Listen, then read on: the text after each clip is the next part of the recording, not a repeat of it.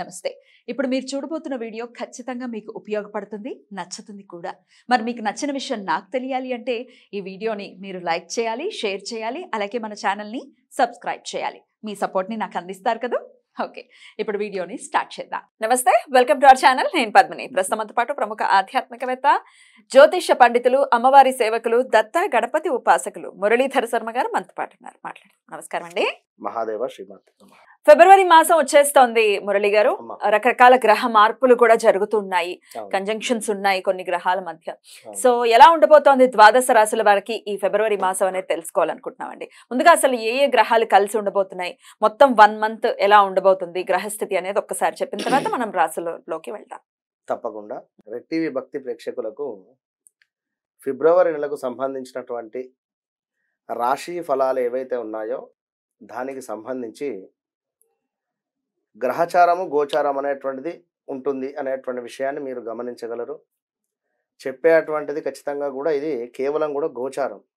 గోచారానికి సంబంధించి మీకు దీని నుండి ఫలితాలు తక్కువగా కనబడినా కూడా మీ గ్రహచారము అంటే మీరు పుట్టినటువంటి సమయంలో ఏర్పడేటువంటి లగ్నం ఏదైతే ఉంటుందో దాన్ని ఆధారంగా చేసుకొని ఏర్పడినటువంటి లగ్నము, ఆ యొక్క 12 చక్రాసు, ఏ గ్రహం ఎక్కడ ఉంది అనేటువంటి దాన్ని బట్టి రిజల్ట్ మీకు ఉంటుంది. కానీ ఇది మనం చెప్పేటువంటిది ఫిబ్రవరి నెలలో ఏ ఏ గ్రహాలు మారడం వలన ఏ రాశుల వారికి ఏ విధమైనటువంటి ఫలితాలు ఉంటాయి అని. ఇందులో మనం చెప్పేటువంటి విషయం కొందరికి సంఘటనలు జరిగి ఉండవచ్చును, కొందరికి జరిగి ఉండకపోవచ్చు. మీరు ఖచ్చితంగా కూడా కనెక్ట్ కావాలి. ఎవరికైనా కూడా కనెక్ట్ అయితేనే ఫలానా డాక్టర్ వద్దకు వెళితేనే యొక్క జబ్బు అనేటువంటిది నయం అవుతుంది అనేటువంటిది ఎంతవరకు సత్యమో ఖచ్చితంగా కూడా ఫలానా వారు చెప్పినట్టు గురువు గారు చెప్పినటువంటి ప్రిడిక్షన్ కరెక్ట్గా అనిపించింది నాకు అనేటువంటిది కూడా మీకు అనిపించాలి. ఎందుకంటే చాలా కామెంట్స్లో కూడా చూడడం జరుగుతూ ఉన్నది. గురువు గారు మీరు చెప్పినటువంటి విధంగానే నాకు ఆ సంఘటన జరిగింది నిజంగానే అని ఒకరంటే, మరొకరు నాకు అసలు ఎలాంటి సంఘటనలు లేవు అని చెప్పి అంటున్నారు. సంతోషమే అక్కడ. ఇప్పుడు కొంతమంది అలా కమెంట్స్ పెట్టిన వాళ్ళ విషయం నాకు అర్థమైంది. అకార్డింగ్ టు మై అండర్స్టాండింగ్స్ నాకేమనిపించిందంటే వాళ్ళు అక్షరాన్ని బట్టి రాసి చూసుకుంటారు. అది కూడా కొంత ఇబ్బంది పెడుతుంది. ఎందుకంటే అక్షరాన్ని బట్టి రాసి చూసుకుంటే అక్యురేట్ రిజల్ట్స్ వస్తాయని లేదు. ఒక్కొక్కరు ఒక్కొక్కటిలా చెప్తుంటారు. 100% మనకు కనిపించాలి, కొన్ని 100 కాదు 50% అయినా మనకి గోచారానికి సంబంధించి మనకు కనిపించాలి అంటే మన రాశి లగ్నం పర్ఫెక్ట్ గా మనకు తెలిసి ఉండాలి. అంతేనా? కనుక మీరు ఈ యొక్క సబ్జెక్టును అర్థం చేసుకోండి. ఏదో కర్కాటక రాశికి బాగాలేదు అంటే బాగాలేదు అని చెప్పి నాది కర్కాటక రాశి అని చెప్పి అనుకోవద్దు. కనుక మీకంటూ ఒక డేట్ ఆఫ్ బర్త్, పుట్టిన సమయాన్ని బట్టి నిర్ధారణ ఉంటుంది. దాన్ని బట్టే మీరు ముందుకు వెళ్ళాలి. ఇక అవి లేవు అనుకుంటే అది సెకండరీ విషయం. దానికి సంబంధించింది చాలా టాపిక్స్ మాట్లాడడం జరిగింది, మీరు చూసుకోండి. ముందుగా గ్రహస్థితి ఎలా ఉందండి ఫిబ్రవరి మాసంలో? ఫిబ్రవరి మాసానికి సంబంధించి మనకు యొక్క సూర్య భగవానుడు మకరంలోకి రావడము మన మకర సంక్రాంతిని పురస్కరించుకొని అది పెద్ద గ్రహమే. ఈ శని భగవానుడు ఎక్కడైతే ఉన్నాడో అక్కడే కుంభంలోనే ఉన్నాడు. తనకు సంబంధించి ఎలాంటి మార్పు లేదు.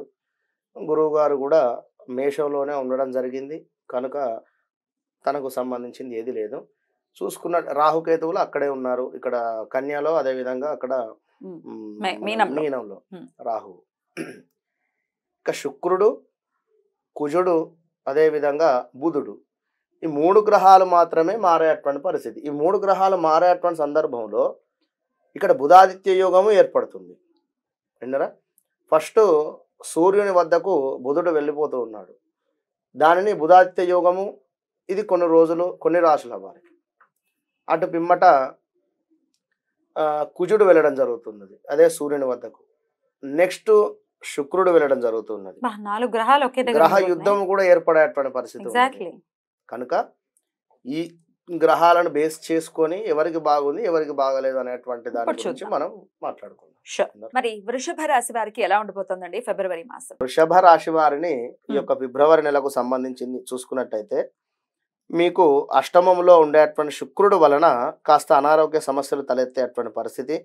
అదేవిధంగా అదనపు విలాసాలకు సంబంధించి కాస్త ఇబ్బంది, అంటే అదనపు విలాసాలు పొందేటువంటి స్వభావం మిమ్మల్ని అనేక సమస్యలు గురి చేయడానికి, అంటే అన్ఎక్స్పెక్టెడ్గా ఎక్కడ వెళ్ళడం కానీ లేదా వద్దు అనుకునేటువంటి సందర్భానికి ఎక్కువ కూడా డబ్బులు ఖర్చు పెట్టుకొని వెళ్ళేటువంటి పరిస్థితి కానీ ఏవైనా కావచ్చు విలాసవంతమైనటువంటి జీవితంలో కొంచెం వద్దు ఈ యొక్క నెల అని చెప్పడం. అదేవిధంగా అనేక సమస్యలకు కాస్త గురి చేయడానికి దారి తీసేటువంటి పరిస్థితి గోచరిస్తుంది. ఎందుకు అంటే 8లో శుక్రుడు ఉండటం వలన కాస్త ఇబ్బందులు, అదేవిధంగా వ్యాపారంలో కూడా హెచ్చుతగ్గులు అయ్యేటువంటి పరిస్థితి ఉంది. ఈ నెల మీకు చాలా బిజీగా ఉండేటువంటి పరిస్థితి కూడా ఉంది.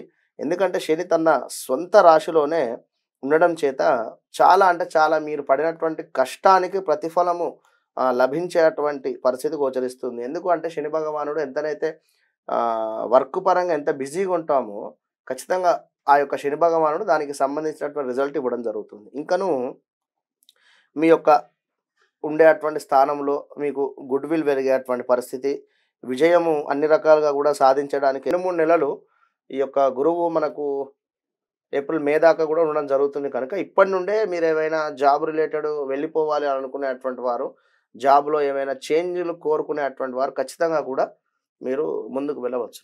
రైట్. చాలా బ్యూటిఫుల్‌గా ఎక్స్‌ప్లెయిన్ చేశారు. థాంక్ యూ సో మచ్ అండి. ఇక నెక్స్ట్ ఎపిసోడ్‌లో మిథున రాశి గురించి మాట్లాడుకుందాం. నమస్తే. మహాదేవ.